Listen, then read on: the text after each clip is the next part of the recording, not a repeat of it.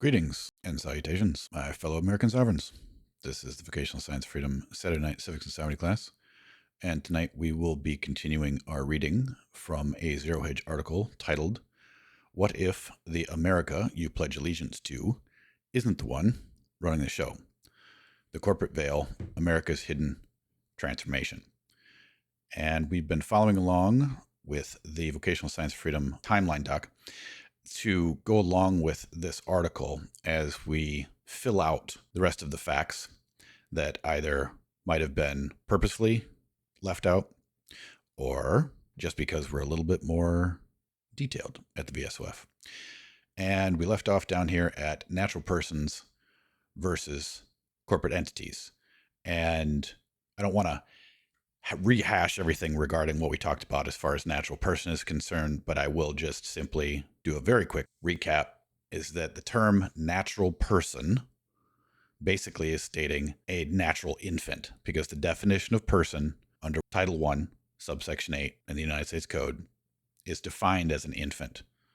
And there's been this argument put forward for a long time, the idea that the government somehow creates some special corporate entity from your estate. Well, it's not a corporation.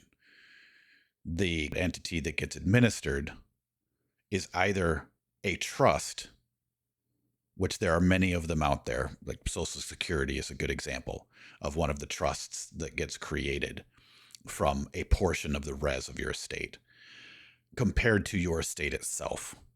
And I'm not sure that I covered this the last couple classes, but it's very, very important to understand that in law, the estate always comes first. You cannot have a trust before an estate.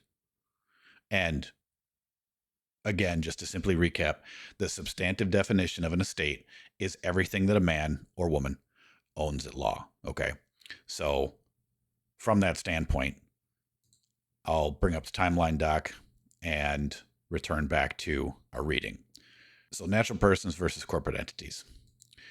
So this legal distinction between natural persons and corporate entities found formal expression in American jurisprudence during several landmark cases.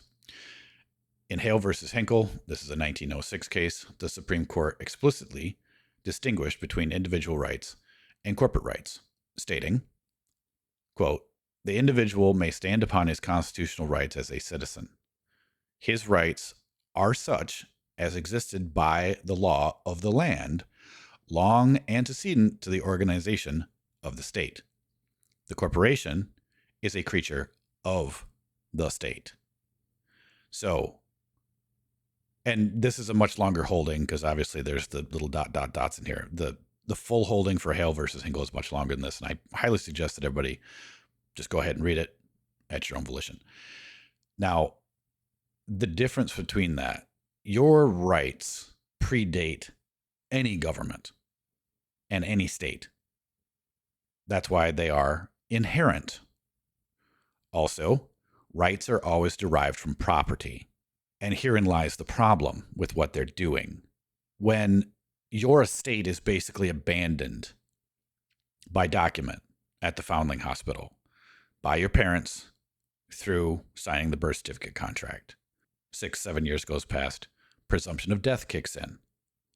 No one's come to claim you, even though technically that's the father's job. And not to make too fine a point on it, you should have never been registered in the first place. But let's just put the hoodwinking of the registration and the creation of the birth certificate contract aside for a second. If someone were to come back and claim you, say your father, then you, as a baby, are the property of his house.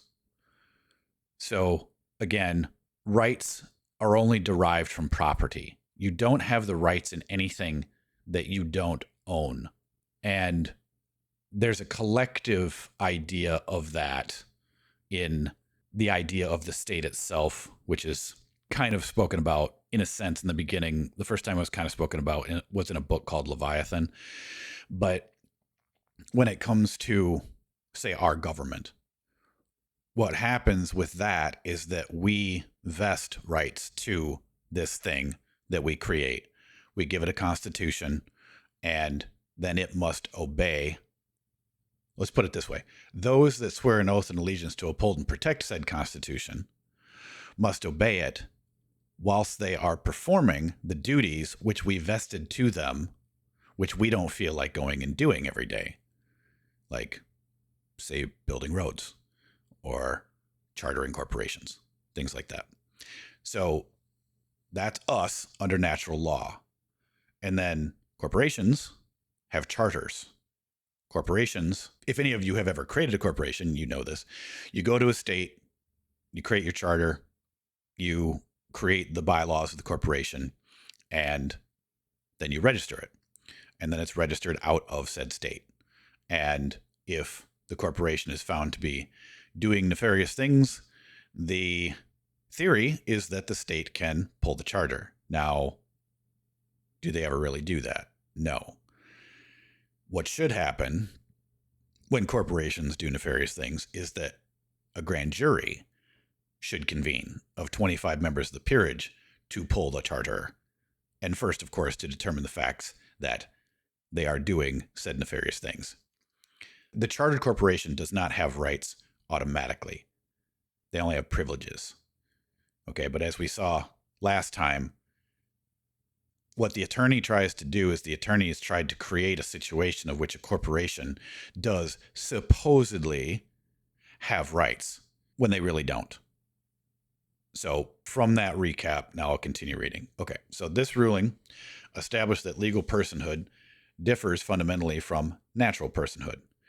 Later, in Wheeling Steel Corp versus Fox, the court further cemented this principle, holding that a corporation can have a separate legal personality from its stockholders.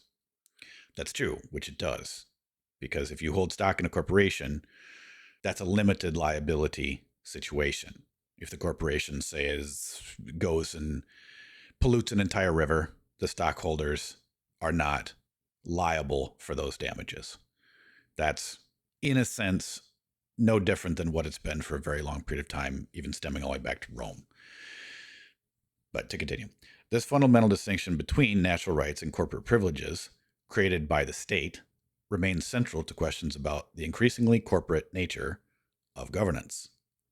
The Supreme Court affirmed that corporations exist only by permission of the state, while natural persons, and again, I don't like that term, I would say, while we the people exist with inherent rights antecedent to the organization of the state. A philosophical distinction with profound implications for understanding modern governance structures. And again, a natural person is someone who has the capacity for rights and duties. It does not mean that they are exercising them. It does not mean that they have claimed them. Okay? It's very important to understand that. Now, a people, on the other hand, we the people, do have inherent rights. Because we the people have come of full age. We are no longer infants. By definition and by extension, the understanding of how every preamble of every constitution is written, which I highly suggest that people go read multiple different preambles from multiple different states and then compare them with the federal constitution and understand that it's we the people, not persons, that created these things that allowed states to exist at all. So to continue, a certificate of incorporation dated July 11th, 1919, appears to show an entity named Internal Revenue Tax and Audit Service Incorporated, chartered in Delaware. The stated purpose included providing accounting and auditing services in conformity with the revenue laws of the United States. While conventional historians interpret such entities as service providers contracting with government rather than being the government itself, which of course the IRS is not the government itself, the IRS is actually it is a chartered corporation. From my understanding, it's actually chartered out of Puerto Rico, or they may have moved the charter from this original 1919 charter ability out of Delaware. I'm not sure, but as of right now, there's ample evidence that it is now chartered out of Puerto Rico. Okay, so this pattern of corporate entities paralleling government functions merits detailed scrutiny in understanding the public-private hybrid nature of American administrative structures, right, i.e., the corporate state. These legal distinctions introduce a theoretical question about identity itself. If, as some legal researchers suggest, the United States underwent a significant legal transformation in 1871, and banking legislation later modified citizen-government relationships, there could be implications for how we understand liability in the system. Exactly. Just go back and watch the several classes that we've already done this reading of, and it's explained therein. According to this perspective, the relationship between citizens and government could be reconceptualized in terms of asset liability. Right, that gets back into the special drawing rights of the IMF, which we talked about last class. As constitutional attorney Edwin Vieira Jr. suggests in his analysis of monetary powers, if citizens are treated as assets of the government, which they are, rather than the government being the servant of the citizens, this would fundamentally invert the constitutional relationship and potentially shift financial obligations accordingly. Okay, let me state this in a more clear way of what's going on. So, from time immemorial, the king has always had the capacity to administer, take care of lunatics, infants, and bankrupts. Okay? This has just been what it's been for basically forever. And in our constitutional structure, obviously, we don't have a king. However, the state still has the same responsibilities, let's say those specific responsibilities, to take care of said persons, entities, right? Bankrupts, lunatics, and infants. Okay, so with that being said, when you're abandoned at the hospital as an infant, no one comes to claim you, the presumption is that there is an abandoned infant out there somewhere. We don't know if they're alive or dead. So what is the government going to do? The government is going to administer their entire estate until, just as it's stated in the Sestrique Vi Act, until it is proved in an action, because that's how the Sestrique Vi Act is written. It has to be proved in an action that you have been, quote, found to be living. And until you are found to be living in an action, the presumption continues, as does the administration. So that's actually what's going on. That's the presumptions that the attorneys are using, and that's part of the history of how this is going on. So the citizens are not treated as assets of the government. What they're doing is they're using the special drawing rights from the IMF, which is a sense of our productive value, is probably a better way to put it. And because no one's come forward to claim the estates. And this is how they're literally managing and running not only the entire country, but also the entire banking system. It's how it's all run. It's all based upon the backs of our estates. Now, if we'd simply all come forward and claim them properly, everybody across the entire planet could end this entire corporate government system tomorrow. If everybody actually understood what was going on and everybody actually took the proper actions to take back, or to simply claim properly back, that which has been abandoned. Okay? And that's exactly what we do at the VSOF, is we properly rebut all of the presumptions of which the attorney is using against us. The one stated herein just being a few of them. If you want to know all of the rest of the presumptions that they're using against you, then go and watch the presumptions class. And you can find that on Rumble, on YouTube, or on Odysee. And that will explain to you the rest of the presumptions that the attorney is using, aside from what we're talking about in this article. Okay. All right, to continue. At the core of this analysis emerges a fundamental question. If legal personhood can be separated from natural personhood, does this mean modern citizens exist in a bifurcated legal state, where their physical selves exist under natural law, but their legal identities exist within a corporate commercial framework? If so, this would align directly with the theory that the United States, post 1871, operates as a managed corporate entity rather than a true constitutional republic.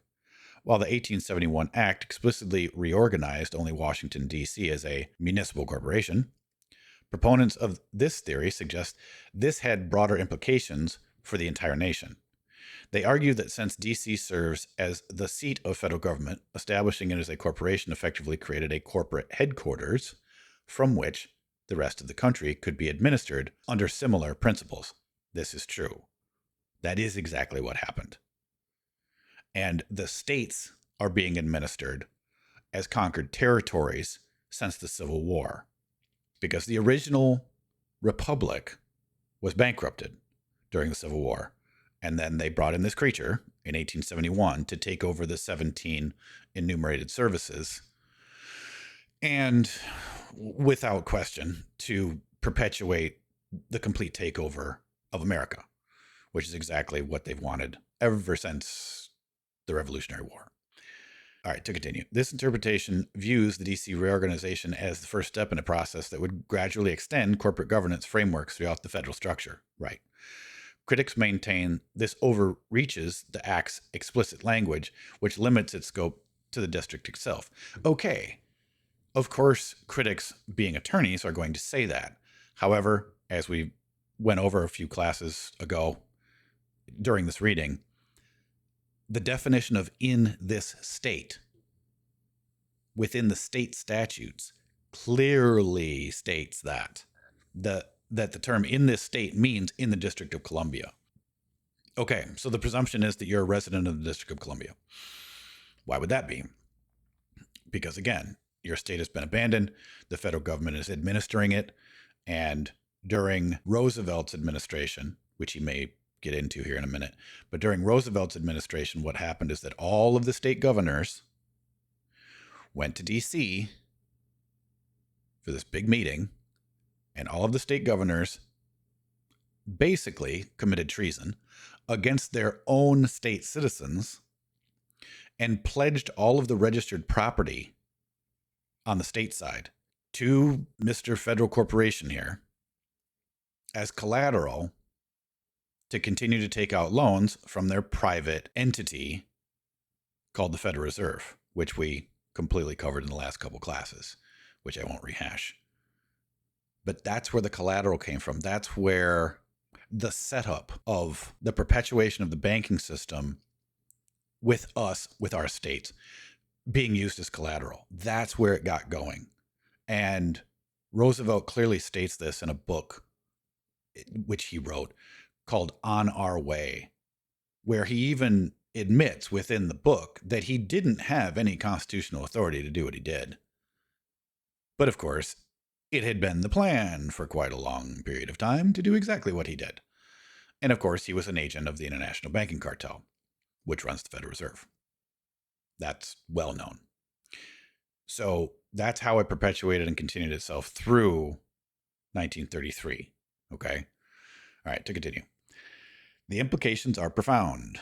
If these interpretations are correct, then much of what we consider personal financial obligations may rest upon a fundamental misunderstanding of our legal relationship to the government corporation itself. Having examined the potential legal transformation of American governance and citizenship, let's now consider how similar patterns manifest in contemporary international affairs. In National Suicide, Military Aid to the Soviet Union, Sutton, and that's Anthony Sutton, demonstrated that the financial legal matrix extends globally. He found that approximately 90% of Soviet technology development came from Western transfers and financing, showing how the systems of financial control transcend apparent geopolitical divisions. Right, because this is very much about creating and maintaining global communism. And the first step towards communism is socialism.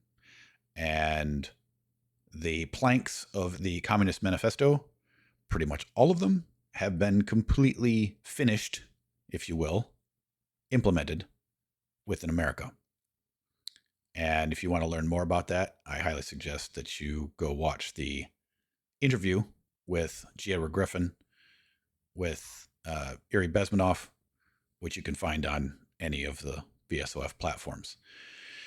And a long time ago, when he did that interview, Mr. Besmanoff was warning G. Edward Griffin exactly as to why things were going to change in America. And he was explaining the changes that he was already seeing through the lens of what their plans were, which are now manifest totally. But to continue. Okay, when rival superpowers are fundamentally supported by the same financial interests, traditional notions of national sovereignty become increasingly questionable. This is but one example of unelected, unaccountable, supranational financial interest operating beyond national boundaries and democratic oversight. The theoretical framework of managed sovereignty offers a compelling lens through which to analyze modern geopolitical relationships, particularly in nations experiencing significant external financial influence. I'm curious if this is so it's a Princeton education book. Okay, press book. All right. Okay, on to modern sovereignty case studies. Fiat nations, modern sovereignty as manufactured reality. That's a very good way to put it. America's founding governance model operated under clear principles documented in the Declaration of Independence and Constitution. The historical record shows that the founders explicitly established a system where power flowed upward from the people rather than downward from a sovereign. Well, okay, that's a funny way of saying that because you could literally state it that it flows downward from we the people. That's a better way of putting it. Over time, however, the relentless addition and overlay of administrative structures into our constitutional republic has resulted in a gradual inversion of this power relationship. Well, it's created from the relentless illegality and just attorney work product doctrine and the fact that England, through the Rothschilds, has always wanted to take back what they lost in the Revolutionary War.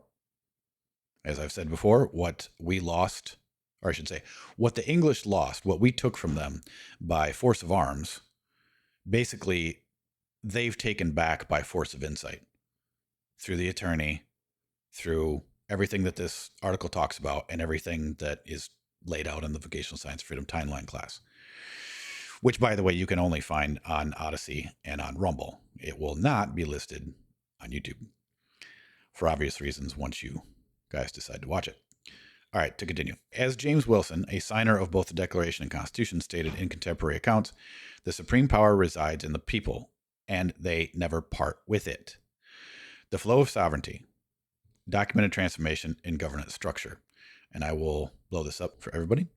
Okay, so flow of sovereignty, documented transformation in governance structure, constitutional republic on one side and administrative state on the other.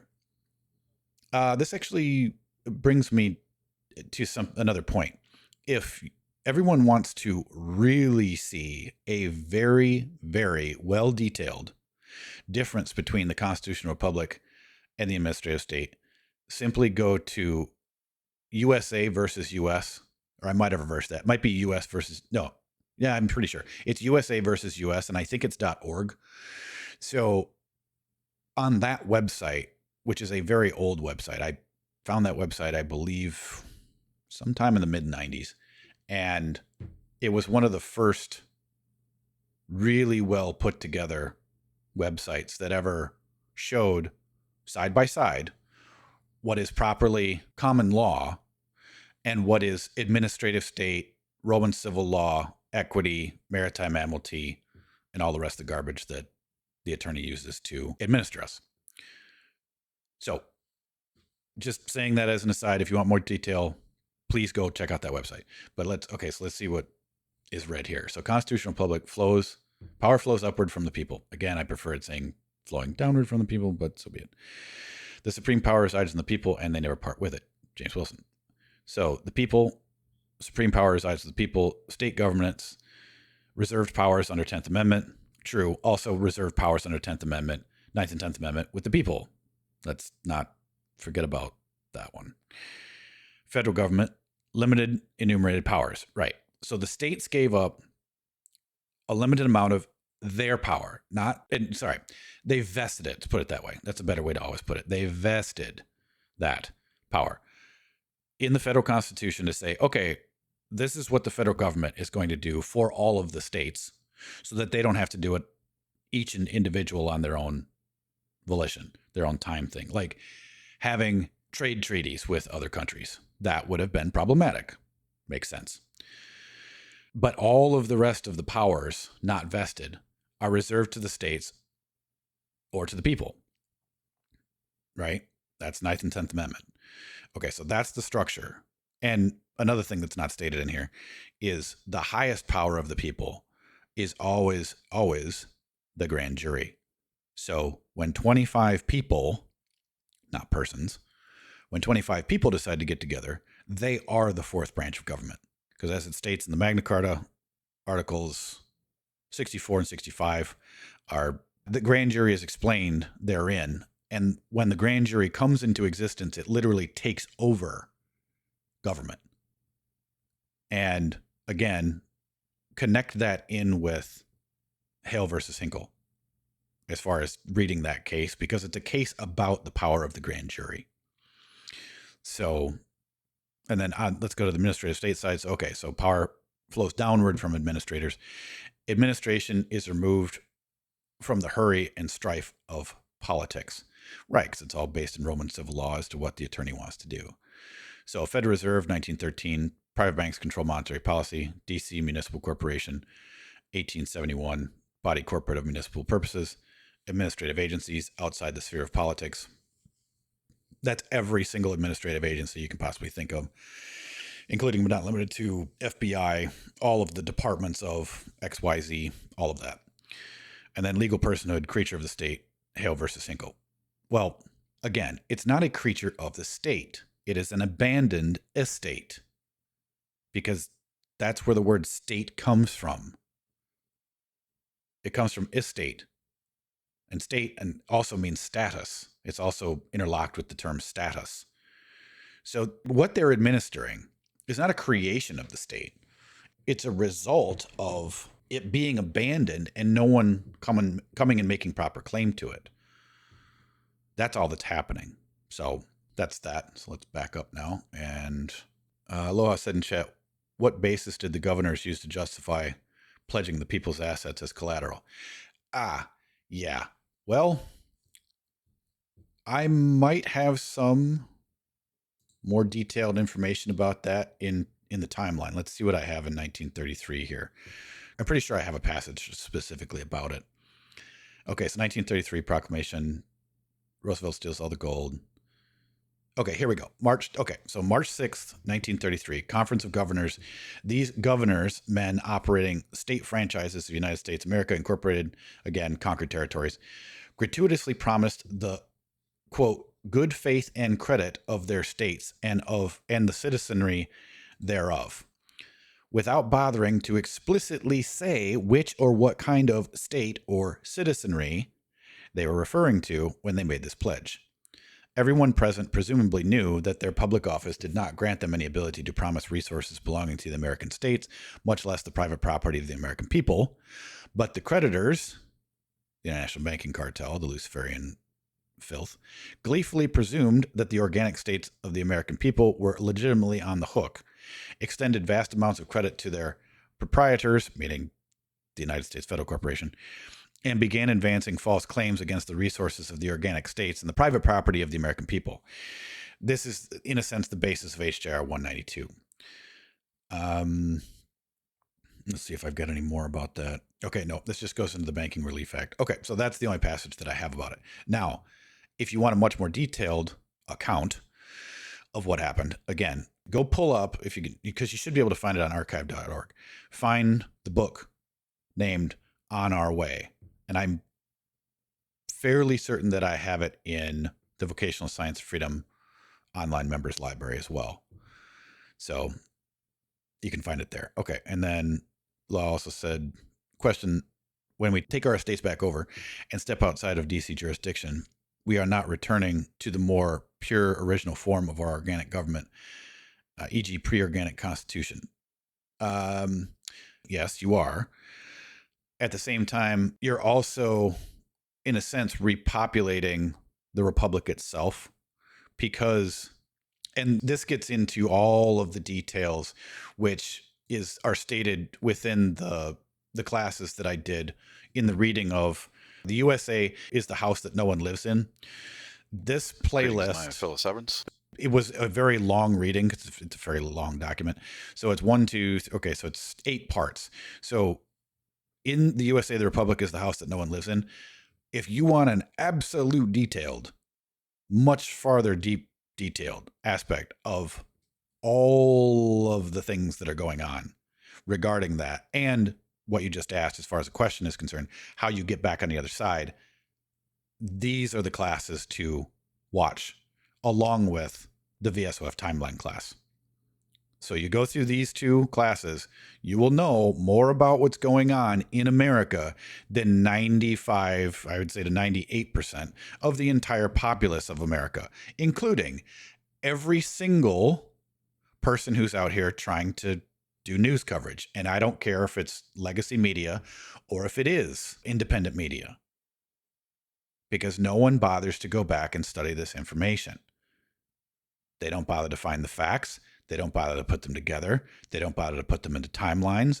They don't bother to go and check the congressional record about what actually happened. They don't do it, and they don't know. So their conclusions about everything that is currently happening right now in the world are incorrect, because they're not based on foundational correct facts. So to answer your question, the answer is yes. You would return back to being one of the people of the several states of the American Union. That's the correct status. Now, in short, you're just one of the people, but that then brings up the fact that you then have the posterity thereof, which I talked about last time about being a member of the posterity. You have to be able to inherit. And the only way that you can be able to inherit is by coming of full age and by claiming your estate back properly. Otherwise, you're seen as a bastard from the very creation and the writing of the birth certificate, how the birth certificate is structured. Let's put it that way. Okay, so back to the article. All right. This concept of manufactured sovereignty follows the same pattern across our monetary, scientific, and social systems. True. All increasingly maintained through degree and collective belief rather than intrinsic substance. Again, true. What was I just saying about you got to get to the facts? Just as our currency derives value from declaration rather than inherent worth, modern governance systems derive legitimacy from administrative authority rather than genuine consent. Yes, very much by presumption again. So this original conception stands in stark contrast to the governance structure that emerged after 1871. If we examine archival evidence from diplomatic communications, banking records, and legal decisions from that period forward, and from very much farther back, I will add, we see sovereignty increasingly treated as a negotiable commodity rather than an inherent right of peoples. Indeed, in fact, the Secret Treaty of Verona and a lot of other documents clearly showed that none of the powers of Europe, whether it be the Rothschild bankers, whether it be the cult of Rome, I don't care, or whether it be the city of London with the attorneys, with their inns of court, none of them wanted the idea of a free people being sovereign and governing themselves. That was not in their plan. And they have been doing everything they possibly can since 1776 to reverse that. And based upon what we've already read and what we've covered in other classes, they're doing a pretty damn good job of it. And the only way we take it back, the only way we fix any of this is by first growing up, realizing that we have been hoodwinked, realize that there is a lot more to learn as far as what they've done, and there's a lot more for you to do. Now, it's not difficult to do, but you're the one that has to do it. Not to get clichéic here, but in a sense, the VSOF is very much like Morpheus, pointing to the door, and telling Neo, you're the one that's got to walk through this. Because no one at the VSOF, not me as the headmaster, can claim your estate for you. Sorry, you have to do it. We have the paperwork for you to do it, but you're the one that ultimately has to do it because no one else has standing to do it. Now, I take that back. Your father, technically, would have standing to do it. However, if you've already come of full age, he has no reason to do it. You're the one that's supposed to be doing it. Right? So, time to grow up, infants. Okay. Next part. Oh, and this was the part that Spectre wanted me to take a deep dive look at. Okay. Ukraine, a current case study in managed sovereignty. The evolution of external financial pressure, creating opportunities for sovereignty restructuring, isn't just historical. It continues to shape geopolitics today. Perhaps no modern example better illustrates this transformation than Ukraine. The documented history reveals a nation whose sovereignty has been repeatedly redefined by external powers. Well, sure. I mean, you can go back to First World War, Treaty of Versailles, and how many different boundaries and borders were altered simply by political wants and needs and so on and so forth, also which have been changed back or altered. So that perfectly follows. Okay, so this pattern began years earlier in 2008. Again, I would argue that it started all the way back at the Treaty of Versailles, but anyway, President George Bush publicly declared strong U.S. support for Ukraine's NATO membership. Yeah, bad idea when you're knocking on the door of Russia, stating that, quote, supporting Ukraine's NATO aspirations benefits all alliance members. No, it doesn't. It puts all alliance members in direct conflict with the second largest nuclear power in the planet. Not a really good way to guarantee one's perpetual survival. But I digress. This public comment to Ukraine's NATO integration came despite very clear U.S. intelligence assessments warning of potential Russian reaction. Obviously, a 2008 classified diplomatic cable, WikiLeaks reference so-and-so, from the then Ambassador Burns explicitly warned that Ukraine entry into NATO is the brightest of all the red lines for the Russian elite, not just Putin. Obviously. I have yet to find anyone who views Ukraine and NATO as anything other than a direct challenge to Russian interest. Yep. The case that forces outside of Ukraine were actively managing its sovereignty became even clearer in 2024 when Assistant Secretary of State Veronica Nuland was caught on a leaked phone call discussing the selection of Ukraine's next leader following the Euromaidan uprising. Yeah, not to put too fine a point on it. Wasn't it the Rothschilds that just pretty much decided to pick Canada's new prime minister? So there's plenty of precedence of this flying around and has been for a couple hundred years. In this conversation, she told the U.S. ambassador of Ukraine, Jeffrey Platt, I think Arseny Yats, I'm not even going to attempt to pronounce that, Yasinuk, probably butchered it, is the guy demonstrating direct U.S. involvement in picking Ukraine's post-revolution government. Oh, how'd the revolution come into existence? Oh, CIA assets and USAID throwing, 500 million or maybe even $1 billion or $2 billion, whatever, at it and getting people to revolt. Now, people need to realize that when you start throwing a couple $1 billion around in a not too wealthy of a country, you can get a hell of a lot done. Kind of like how Kermit Roosevelt decided to overthrow Mohammad Mossadegh in Iran and then put the Shah of Iran in. Kind of like that. In fact, it's exactly like that. So again, there's been plenty of precedents for said fuckery going on. To continue, the Nuland Platt call transcript is publicly available, confirming how U.S. intervention shaped Ukraine's political process at critical junctures. The financial mechanisms of external control became explicit in Ukraine's relationship with the IMF, Ah, yeah, see, there we go. Got to get them connected to the IMF now, don't you? Got to get all the rest of those infants brought on in. Start administering them.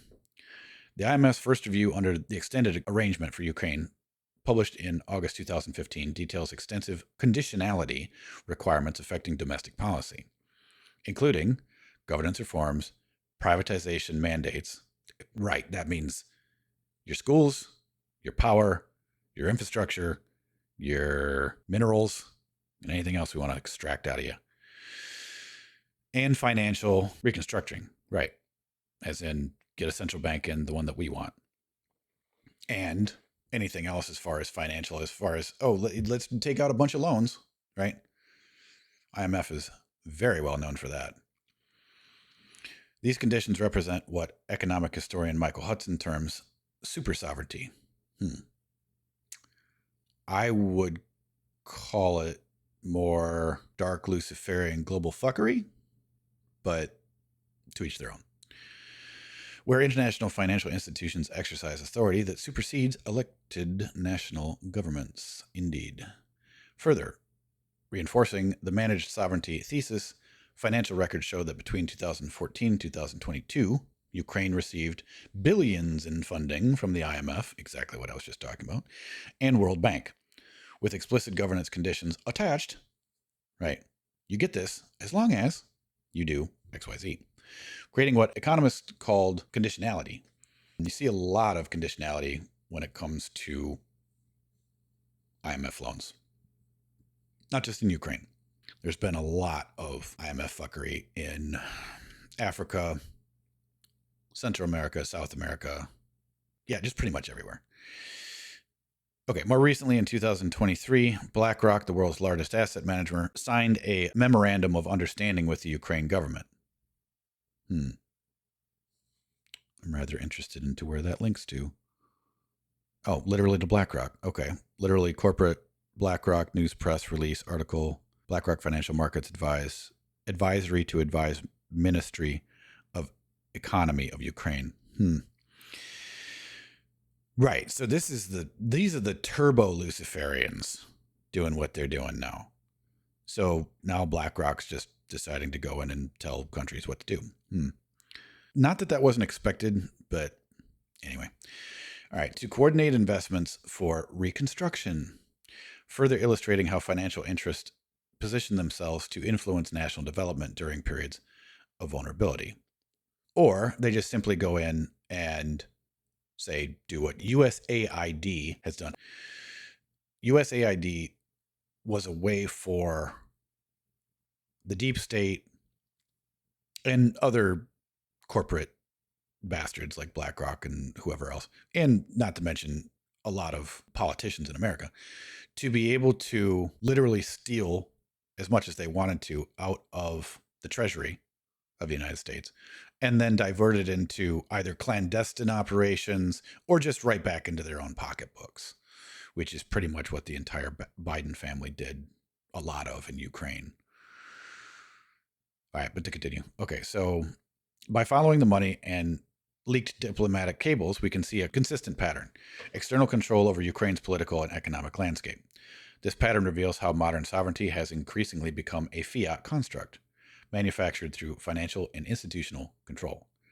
The Ukraine example mirrors the exact pattern we've traced in American history: financial vulnerability, creating openings for governance, reconstructing, often implemented by unelected entities with no loyalty to the nation's constitutional foundations or its people, just as, again, perfect example, just as post-Civil War debt potentially facilitated the 1871 Act's changes, along with all of the acts of reconstruction, but I won't get into all that. Okay, Ukraine's financially precarious enabled external reshaping of its governance. The parallels are too striking to ignore, right? Because whenever you have them come in and do some precarious shit, that's just problem, reaction, solution. They're the ones that cause the problem. Then they'll bring you the solution. All right, next section, reflections on sovereignty. Most people who pay any attention to the world's affairs understand that puppet states exist. We recognize when foreign governments are propped up, steered by economic leverage, or outright controlled by external forces. Again, Ibid, Iran. The only real debate is over which countries fall into this category. Well, it's every country that doesn't want to have a central bank run by the dark Luciferian globalists. That's definitely the ones that fall. Because, as you recall, what was the axis of evil? Oh, that's right. It was every country that didn't have a central bank run by the Rothschilds. Mm-hmm. But to continue. But why is that? I just stated it. While many can acknowledge this reality abroad, they reject the mere suggestion that the United States, the most indebted nation in the world, with a financial system tied directly to private banking interest, could be subject to the same forces?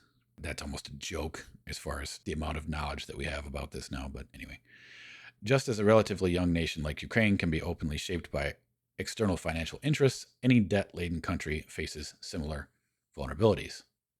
Again, enter the IMF. Why would the world's most powerful economy, with a staggering 34 trillion in national debt, be immune? The same principles apply. Merely at different scales, financial vulnerability creates leverage points for external influence, regardless of a nation's size or power. Now, seeing as how the Federal Reserve creates money out of nothing, it literally creates debt and then uses that debt as somehow collateral? What? All of the debt of the Federal Reserve, all of it, can just simply be erased. We don't owe the international cartels anything. We don't owe the corporate Congress anything. They owe it to each other because they decided to pull out little bar napkins, and one of them wrote down $200 billion. You owe me, I owe you. And the other one wrote down $200 billion, I owe you. And they decided to exchange it with each other and then say, oh, the nation's in debt. Really? No. We're not. Certainly not by your Luciferian decree. So, and this is exactly the same thing that goes on in Wall Street to this day, particularly when you get into collateralized debt obligations, which I won't get into, but it is literally just exchanging cocktail napkins with numbers on them. That's it. And then they pay themselves 5% in the fee, whatever. But to continue, is it really possible that a nation that borrows endlessly from private financial institutions, whose monetary system is controlled not by its elected representatives, but by a private central bank, is somehow completely sovereign? Well, no and yes, because we the people still are. I don't particularly care what the United States Federal Corporation gets itself into. It's not my debt. Also not my corporation. Also, I don't have any liability to you. So I don't care if you fall bankrupt, which of course it did in 1933. Hence the reason of the state governors coming on in and saying, sure, we'll pledge everything of the people to you. It's because it was bankrupt back then, and it has been in debt reorganization ever since. Something that this article strangely hasn't spoken anything about yet. All right, next section, national debt and global finance. What's particularly striking in this context is how the national debt might be viewed through principles of public consent and legitimacy. Well, just by propaganda and brainwashing. Treasury records show, because none of this is ever taught in public schools, so just let's leave that as an aside. Treasury records showed that the national debt grew from approximately $2.2 billion in 1871 to over $34 trillion today. And I know I said this before, but this is another very good place to repeat this, because people have absolutely no idea what these numbers mean. So to give you an example, 1 million seconds, okay? 1 million seconds is 11 days. 1 billion seconds is 31 years. And 1 trillion seconds is 31,000 years. Just for comparison, people. Financial records document that this debt is largely held by private banking interests, Right. They created it out of nothing.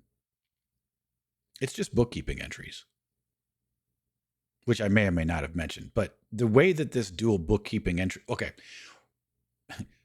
the Venetian black nobility, and I'm not saying black from the aspect of being African. I'm saying black because they're fucking evil. The Venetian black nobility created this concept, this idea of a dual bookkeeping entry system way, way back in history.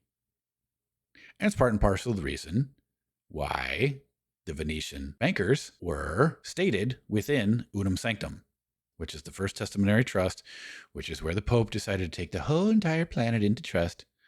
And the beneficiaries are the Christians of the world. And the Pope is the executor. And guess who the administrators were? The Venetian black nobility. So this all connects, people. And it connects far farther back in history than what this article is touching on. But anyway, to continue. If citizens are functionally collateral for this debt, as suggested by the unique legal status of birth certificates and social security numbers, what does this mean for concepts of freedom and consent? It means you withdraw your consent, you claim your estate back, and they can go suck an egg. Because then they're not creating credit off of your estate. You literally deny them the capacity to continue to do what they're doing. Now, again, as I said, if everybody on the planet would do this, they'd be done. The little parasites would all die and fall away because there wouldn't be anything more for them to suck off of. Okay, but anybody want to take a note at this little hockey stick here? Zoom. This is what every single fiat currency has ever done through the entire history of the world. 1,364 of them, as I recall. But I might have my numbers off. It might be a little more than that. But anyway, every single fiat currency eventually turns into a hockey stick. Just saying. So, even more fundamentally, the paradoxical nature of our monetary system, in which debt is meant to be repaid with debt instruments. Can't do that. You can't repay a debt with a debt. You discharge a debt with a debt. That's why it says in Article 1, Section 10, Federal Constitution, only gold and silver shall be tendered as payment of debt. Or I should state that no state shall make any law, ... Nothing shall be tendered as payment of debt except gold and silver. Which means, what are these guys doing? Oh, that's right, because Washington, D.C., after 1871, wasn't a state. So, and yeah, Cap, 1,386 is, I found that number. I can't remember where I saw that number. It was in now I remember it. I think it was in a teaching company course regarding the history of money itself. And I could probably find it because I think I put all the teaching company courses, at least audio, onto the VSOF online library. But as I recall, that's where I saw it. So yeah, and you can have currencies of all kinds of things. You can have it, shells, or we're trading feathers, or we're trading this, or we're trading that, or literally just debt out of nothing, or even the British tally stick system was another type of system of fiat currency. But again, what did they do? They created too many of them. And if you guys want to look at the understanding, or at least a beginning of that kind of history, and also the British tally stick system, I believe I uploaded into the Banks and Banking a entire playlist for Mike Maloney, The Hidden Secrets of Money by Mike Maloney. And then there was another one named by another gentleman that I can't recall off the top of my head. And he specifically goes through the history of the tally sticks. But anyway, yeah, it's quite an interesting thing that human beings apparently don't learn from history. Except what the founding fathers put down. Because you can't counterfeit gold and silver, people.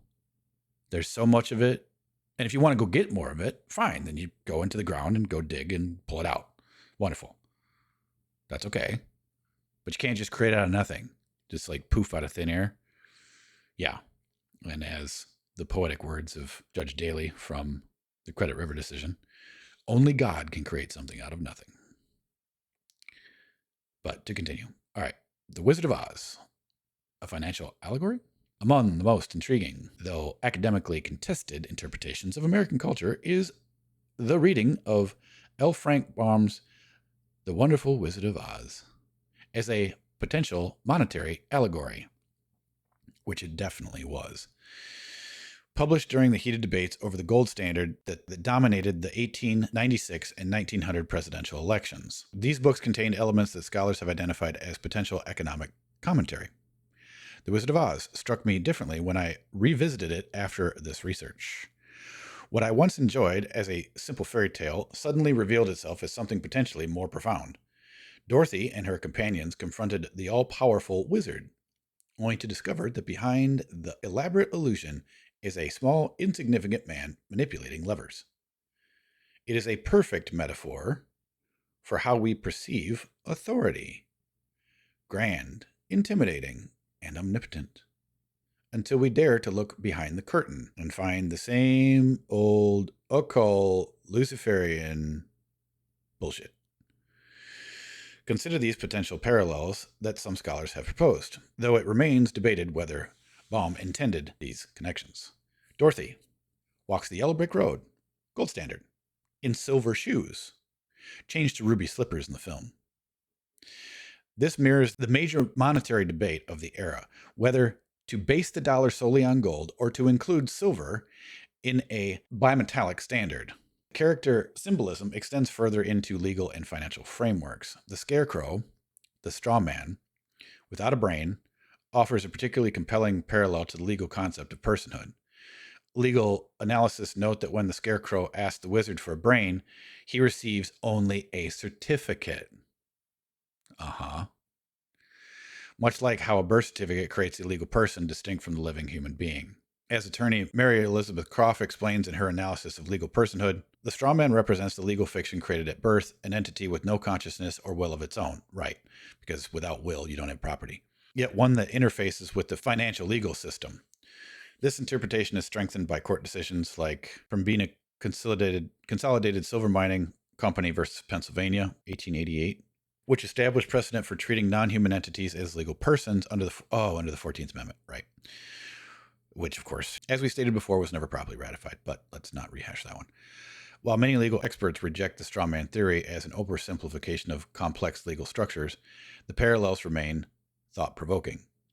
Traditional jurisprudence views the personhood distinctions in corporate law as pragmatic legal fictions designed to facilitate commerce, not to convert human identity into financial instruments. Well, okay, let's pause on that for a second. Traditional jurisprudence views the personhood distinction in corporate law as pragmatic legal fictions designed to facilitate commerce. Right. Where did that originally come from? It came from the fiction aspect of slaves in ancient Rome being able to conduct commerce on behalf of their masters.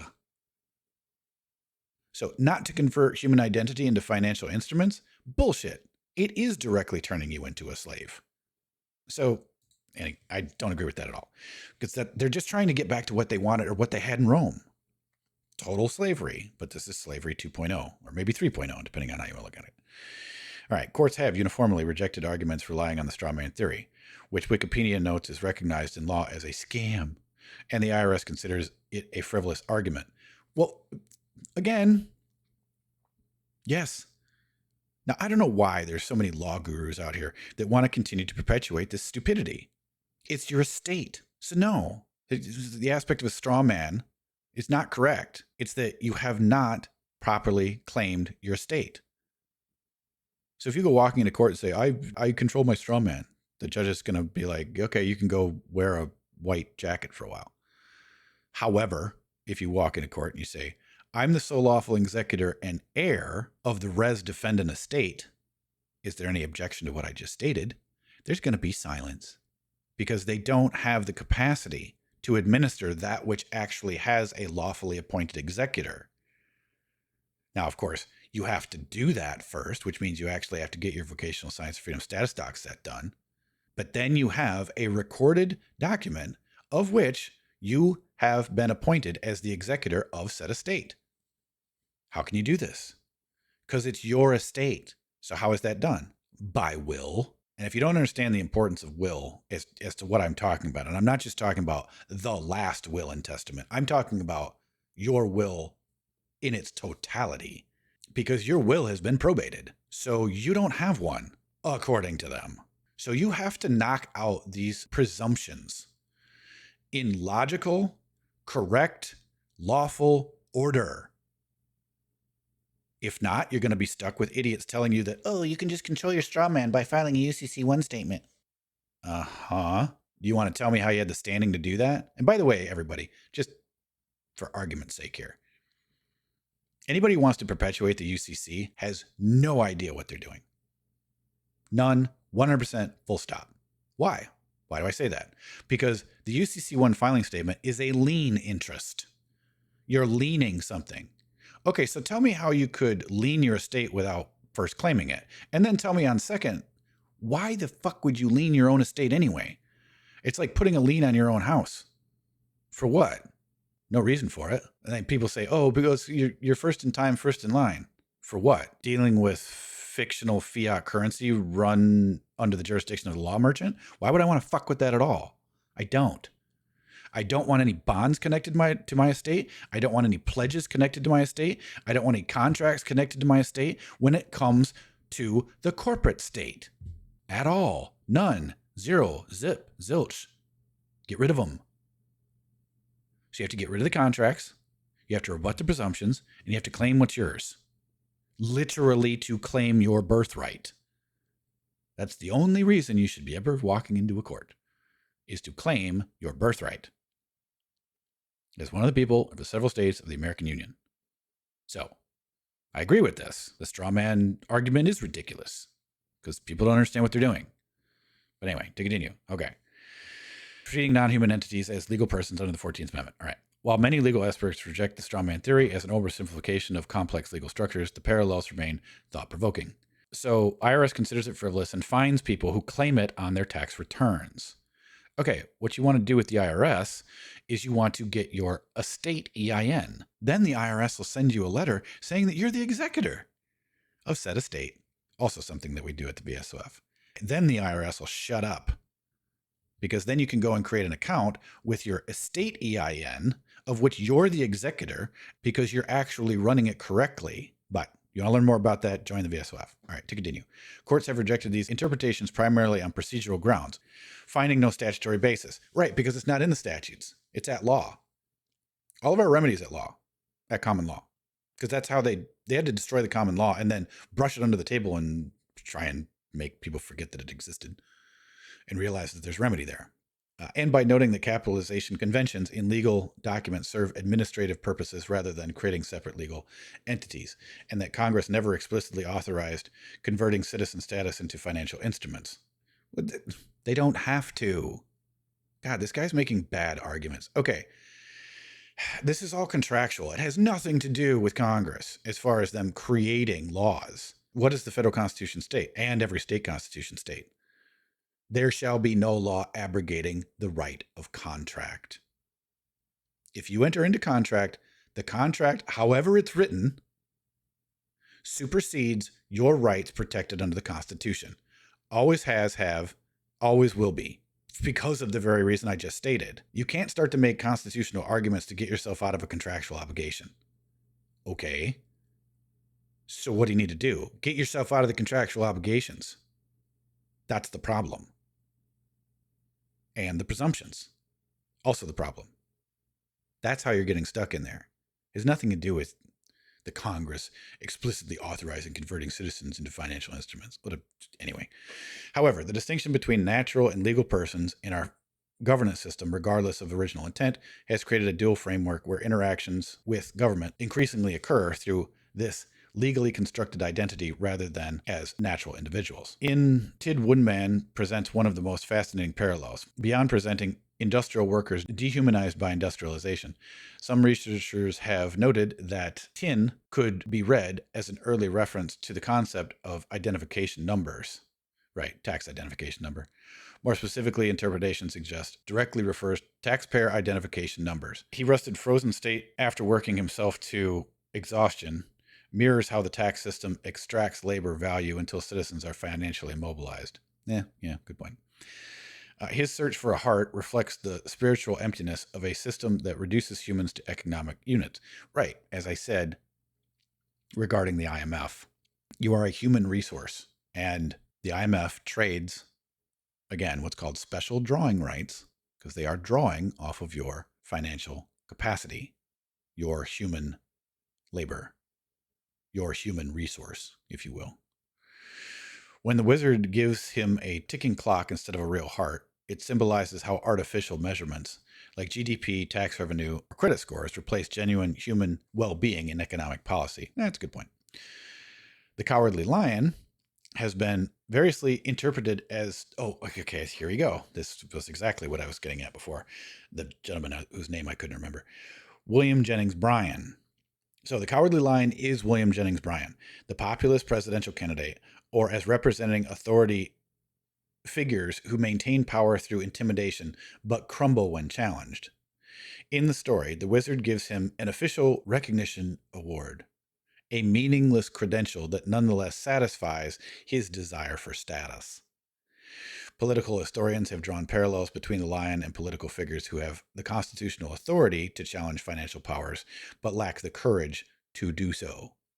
Well, in a sense, doing so is tantamount to suicide, really.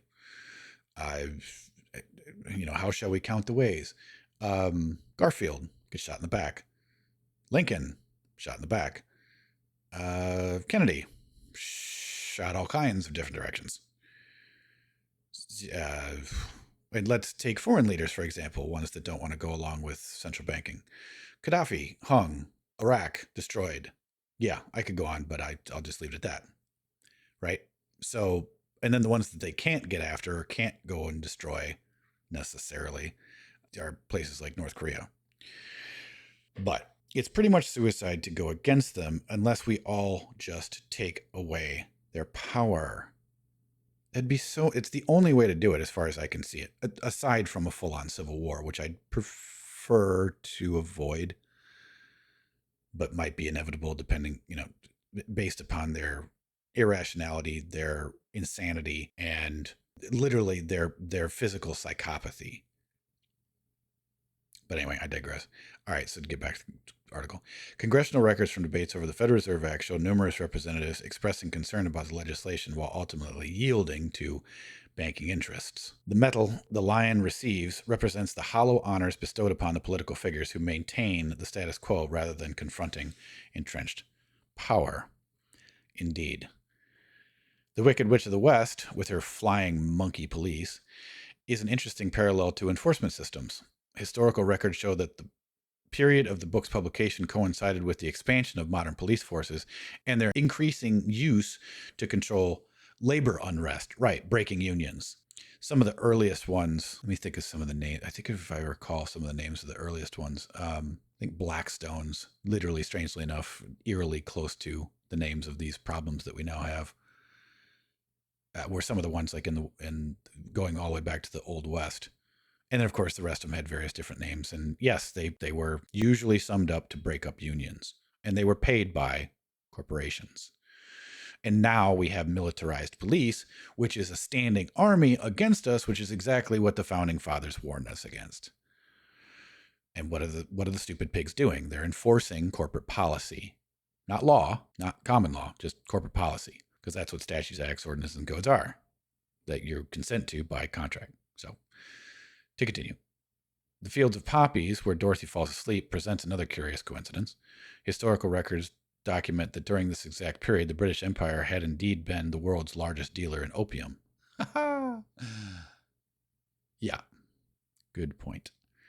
Particularly in China. A fact established in parliamentary records and trade documents from the period. Right, that'd be the Sassoon family, everyone. The Emerald City requires visitors to wear green-tinted glasses, creating an illusion of wealth and abundance, perhaps commenting on how the perception of prosperity can be manufactured. The wizard himself fabricates an imposing image through elaborate mechanisms while actually being, on his own words, a very good man, but a very bad wizard. The congressional record from the period contains numerous speeches comparing the banking establishment to manipulative wizards creating illusions of prosperity while hiding the mechanisms of their control. True. The role of Toto as truth reliever gains additional significance when considering the Latin roots of his name. In toto, in total, or in all, means or completely, suggesting that only through complete awareness, which is exactly what I said earlier, can the illusions of power be dispelled. Right. Go through the timeline class. Go through the USA, the republic no one lives in. Go through this entire course if you're coming into the middle of it. Then you'll get it. Took me 30 years to piece all this shit together. So do yourself a favor and not waste 30 years doing it and just watch the classes. Take notes, tell your friends, tell your family, and pass on the links so that everybody can actually learn what this is. Because, exactly, suggesting that only through complete awareness can the illusions of power be dispelled. They are fucking illusions. They're not real. They're illusions. Only because you give them power in your mind do they have it. That's all. So, just as Toto pulls back the curtain on the wizard's elaborate machinery of deception, comprehensive examination of legal and financial structures reveals the mechanisms behind monetary policy and governance, which is exactly what we do here at the VSOF. This awareness represents what legal scholar Bernard Littier termed monetary literacy. I would also term it lawful literacy, but the ability to see beyond official narratives about financial systems. So the Wizard of Oz, a financial allegory. So he pretty much talked about all this back and forth. So Yellow Brick Road, Gold Standard, Scarecrow, Dilemma, Legal Fiction Personhood, Tin Man gets a clock, Productivity versus Wages, Lion gets a medal, Political Theater, Man Behind the Curtain, Central Bank System, Green Tinted Glasses, Financial Metrics, meaning presumed prosperity. Toto pulls back the curtain. In Toto completely reveals the truth. System awareness, right? And then I would say total understanding of fifth generational warfare and slavery 3.0. Let's put it that way for now. Similar to a constructed reality in popular fiction in which an unsuspecting protagonist lives within a controlled environment, the environmental and governance systems that shape our daily lives operate behind a carefully maintained facade, as do the court systems, which we kind of touched on a little bit in these readings, but anyway.